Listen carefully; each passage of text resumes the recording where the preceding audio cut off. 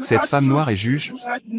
Je n'obéirai jamais à une domestique comme elle, dit l'agent Donald en giflant le juge, ignorant qu'il ne porterait plus jamais son badge.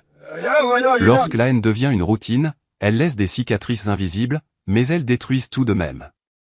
Cette histoire n'a pas pour but de réconforter, mais seulement de montrer ce qui se passe lorsque le pouvoir et les préjugés marchent côte à côte. Cette femme noire est la juge, ricana-t-il en entrant dans la salle d'audience, la tête haute. On m'a dit qu'elle était une sorte d'autorité, pas qu'elle ressemblait à l'assistante. La juge Alana Rivers, à la peau foncée, à l'expression calme mais inébranlable, ne s'y a même pas.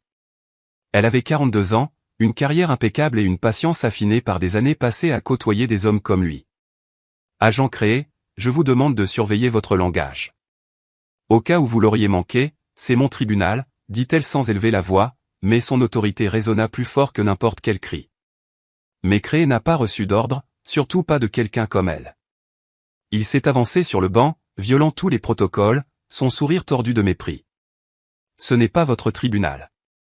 Vous n'êtes pas mon juge, et je ne reçois pas d'ordre de noir comme vous, cracha-t-il, faisant couler le mot « noir » comme du poison. L'un des avocats commis d'office s'est levé de son siège, mais Alana a levé la main pour l'arrêter. Elle s'en occuperait. Ce à quoi elle ne s'attendait pas, c'est que l'idiot devant elle franchisse une ligne que personne n'avait anticipée. « Je te parle, salope » cria-t-il, et sans prévenir, la gifla au visage. Le coup résonna dans la salle d'audience comme un coup de feu. Alana tomba sur le côté, sonnée. Une seconde plus tard, l'officier avait déjà la main sur son uniforme, comme s'il avait encore une quelconque autorité. « Maintenant, écoute comme une bonne petite chienne » siffla-t-il. La juge Rivers recula d'un pas, la vive douleur de la gifle restant palpable. Sa joue présentait déjà des traces d'ecchymose, sa peau foncée marquée par la main de l'officier blanc. Un silence brutal tomba. L'officier créé se tenait là, respirant lourdement, comme s'il venait de profiter de la scène.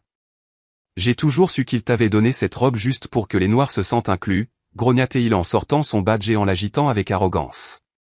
Ce badge vaut plus que n'importe quel papier qu'ils t'ont donné, poubelle. Alana Rivers n'a pas parlé. Mais dans ses yeux, il y avait du pouvoir, pas de la défaite. Pas de larmes, pas de peur, seulement une rage froide, mijotant comme un volcan choisissant exactement quand et comment tout détruire. « Quittez ma salle d'audience, dit-elle. » Les mots sortirent, brisés, de sa lèvre gonflée, mais solide comme la pierre. Créé sourit méchamment. « Tu ne me donnes pas d'ordre, espèce de pute noire. Je ne suis pas les ordres des esclaves promus. Tu devrais encore être dehors à cueillir du coton, pas à rendre la justice. » Un autre pas de plus vers le banc. « Et maintenant ? Vous voulez que je m'agenouille devant vous, votre honneur ? Est-ce juste ? Que, après 20 ans à avaler de la merde dans cette ville, je dois rendre des comptes à une femme noire avec un faux diplôme. » L'officier à la porte s'est légèrement avancé. « Officier Méné, a dit le juge Rivers, faites votre travail. » Méné tremblait, sa main près de sa ceinture, hésitant. Créé éclata de rire. « Tu vois ? Personne ne te respecte ici. On sait tous que tu es une blague. Tes gens sont une blague. Des criminels, des membres de gangs, des sangsues du système.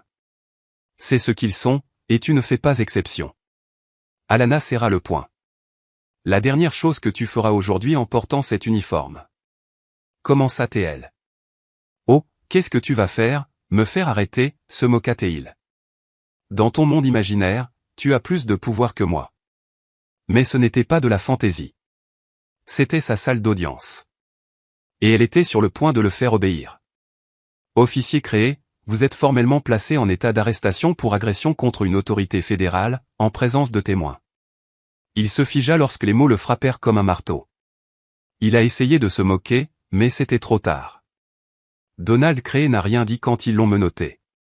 Rien quand le procureur lui a lu ses droits.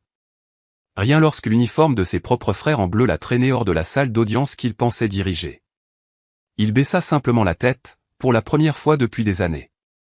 Et tandis qu'il le conduisait dans le couloir en silence, un souvenir le frappa plus durement que l'arrestation elle-même. Un Porsche pourri quelque part dans un coin oublié du Kansas. Un cri étouffé. Sa mère pleure avec un nez en sang. Un gros homme puant la bière crachant du tabac en hurlant « Faut pas que je te revoie jouer avec ces satanés nègres, Danny, tu m'entends ? T'es pas un déchet. » T'es blanc. T'es meilleur qu'eux. Donald avait 7 ans. Ce jour-là, il avait partagé un sandwich avec Jérôme, un garçon noir de l'école, la première personne qui lui avait donné la moitié de son déjeuner sans rien demander en retour. C'était aussi la dernière fois qu'il voyait Jérôme.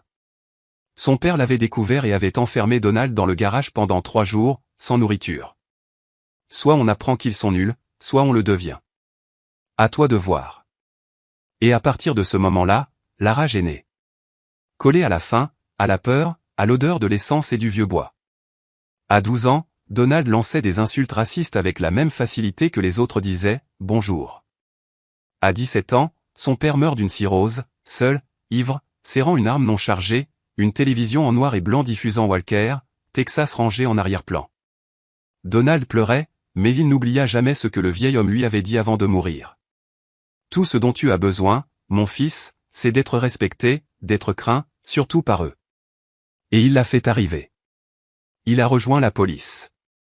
Il a rapidement progressé, non pas parce qu'il était brillant, ni parce qu'il était juste, mais parce qu'il savait faire semblant. Comment sourire au patron? Comment regarder les noirs sans être filmé? Comment mentir dans un rapport? Comment planter de la drogue sans laisser de traces? Comment faire taire quiconque ose parler? Pendant des années, son nom était synonyme de respect dans les quartiers blancs et de peur dans les quartiers noirs. Jusqu'au jour où il a frappé la mauvaise femme. Et elle n'a pas bronché. Elle s'est levée. Et il est tombé. Pour toujours. Chaque cicatrice qu'il laissait sur un autre homme était pour lui comme une médaille invisible.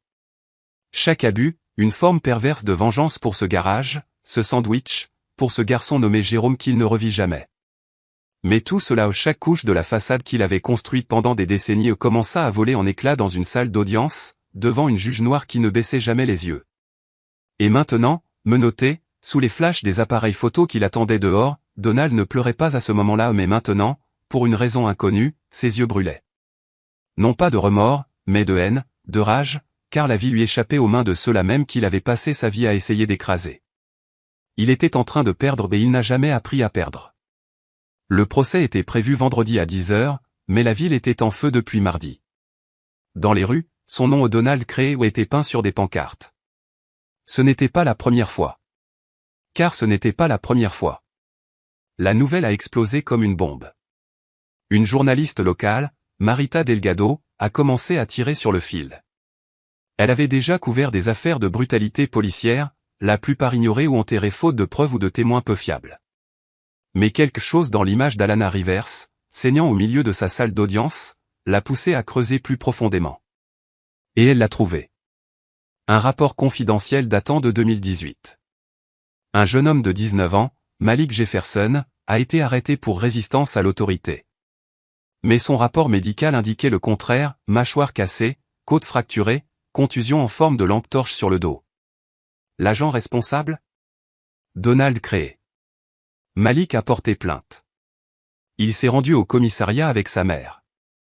Il a crié, pleuré, imploré justice. Personne ne l'a cru.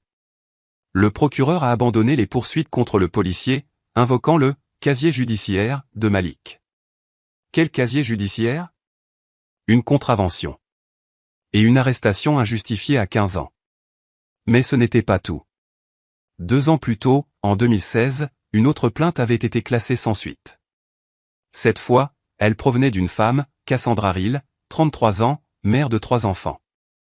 Arrêtée pour « comportement suspect » dans son propre quartier. Elle portait des sacs de course. Créé l'a plaqué contre le capot de la voiture. Il l'a traité de « salope de nègre » et lui a écrasé le visage contre le trottoir. Il lui a cassé 2 dents. Elle a porté plainte. Elle a fait venir des témoins. Des photos. L'affaire a été classée sans suite pour « manque de preuves » et « contradiction dans sa déclaration ». Et savez-vous quelle était la partie la plus pourrie? Le superviseur qui avait signé la clôture des 2 dossiers était désormais assis au premier rang du procès de Créé, avec un uniforme fraîchement repassé et un visage de pierre, comme si rien de tout cela ne s'était jamais produit. Dans la cellule de détention, Donald Créé ne tremblait pas. Il ne regrettait rien. Il n'avait pas l'intention de s'excuser. C'est une chasse aux sorcières, murmura-t-il à son avocat, un homme potelé avec une cravate de travers qui sentait la cigarette froide et le désespoir. Et tu vas arranger ça. Parce que si je tombe, plusieurs d'entre eux partiront avec moi. L'avocat avait l'air mal à l'aise. Donald, il y a des témoins, des documents, des blessures, des photos. Des photos de noirs qui mentent, crachate et ils par terre au parloir. Qu'ils pleurent tant qu'ils veulent. J'ai fait plus pour cette ville que tous réunis. Et vous savez quoi? Je recommencerai.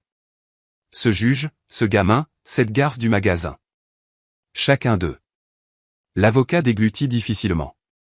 Le juge Rivers va témoigner. Les médias sont partout. Il nous faut une stratégie. Donald sourit, un sourire tordu et vide. Je veux que tu la salisses. Trouve tout ce que tu peux. Je parie qu'elle a un ex-membre de gang ou un frère voyou. Trouve-le. Bon sang, invente-le s'il le faut. Personne ne verra une femme noire comme une victime si tu la fais passer pour une suspecte. L'avocat ne répondit pas. Il se contenta de griffonner quelque chose dans son carnet. De l'autre côté de la ville, Cassandra Rill alluma son téléphone pour la première fois depuis des années. Elle l'avait éteint après le passage à tabac. Elle n'avait pas lu d'article sur la police depuis. Elle ne voulait pas se souvenir. Mais voilà que quelqu'un frappait à sa porte. Un journaliste. Et elle lui avait demandé, « Tu penses qu'ils vont te croire maintenant ?» Enfin. Donald Créé est entré dans la salle d'audience vêtu du même uniforme qu'il avait utilisé pour frapper Alana Rivers. Il l'avait repassé ce matin-là. Exprès. Alana, quant à elle, ne portait pas de robe. Juste un tailleur sombre et impeccable. Sa lèvre était encore marquée. Le gonflement avait diminué, mais le sang séché au coin était encore visible. Pas par hasard. Le tribunal est maintenant en session, a déclaré le juge fédéral Harvey Glassman, un homme blanc de 65 ans, les mains tremblantes et le regard tendu. Le procureur s'est levé. Votre honneur, nous appelons la juge Alana Rivers comme notre premier témoin. Créé ricana. Un rire creux, dénué d'humour. Elle marcha calmement jusqu'au stand et s'assit. Elle ne demanda pas d'eau. Elle ne sia pas trop. Elle jura de dire la vérité. Elle le fit. Madame Rivers, pouvez-vous décrire ce qui s'est passé lundi 9 dans votre salle d'audience? Elle prit une profonde inspiration. L'agent Donald Créé est entré dans ma salle d'audience sans avoir été convoqué dans le cadre d'une procédure judiciaire. Il a insulté ma couleur de peau, mon autorité, m'a giflé et m'a traité de « sale noire » devant toute la salle. L'avocat de la défense s'est immédiatement levé. Objection. Langage chargé d'émotion. Le juge a été rapide. C'est rejeté. Elle expose les faits. Créé croisa les bras. Et alors, lâcha-t-il sans permission. Ils ne croiront pas ces noirs. Et ils méritaient tous ces coups. Il faut qu'ils comprennent, ils n'ont rien à faire ici. Silence. Sauf l'écho. Parce que ces mots résonnaient partout. Le juge Glassman a frappé du marteau. Monsieur Créé, vous n'avez pas été appelé à témoigner. Mais c'était trop tard. Il l'avait déjà dit. Il l'avait craché. Et personne ne l'avait arrêté. Putain. J'ai patrouillé dans ces rues. J'ai vu ce qu'ils font quand personne ne regarde. Violence.